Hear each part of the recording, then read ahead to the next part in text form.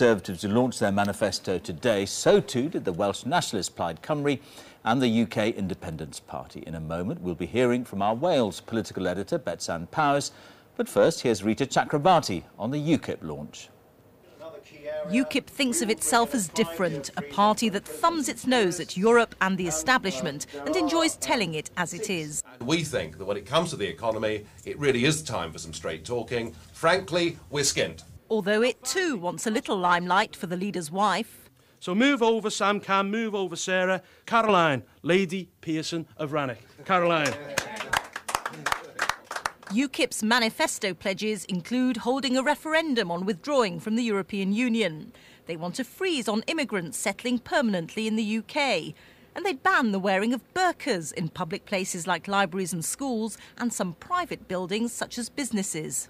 UKIP may say it's no longer a single-issue party, but its defining feature remains its hatred of Brussels. That's a position that served it well in recent European elections fought on proportional representation, but not well in the general elections that have followed them. They claim Britain would be £6 billion a year richer out of Europe, but their new spending pledges run to much more. Can they really justify their figures? I get completely lost with the squillions and the billions and the trillions, and I imagine some of your viewers do as well.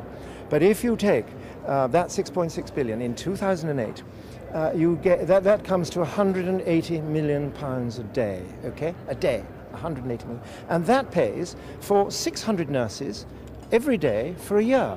The party got 16% in last year's European elections, but it courted controversy by hosting the anti-Islamic Dutch politician Geert Wilders. And MEP Nigel Farage set out to provoke in Europe and succeeded. You have the charisma of a damp rag and the appearance of a low-grade bank clerk. Bold messages, and in 7 constituencies there'll be an even bolder move to back Tory and Labour Eurosceptic candidates. UKIP's own candidates there will campaign for their opponents.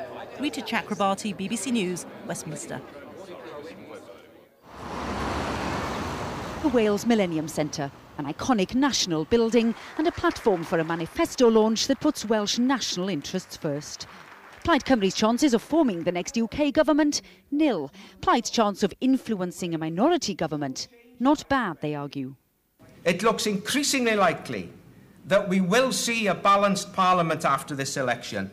All the weekend polls and since then are showing that this is the most likely outcome. And our message to the people of Wales is this: the greater the vote for Plaid, the better the deal for the people of Wales.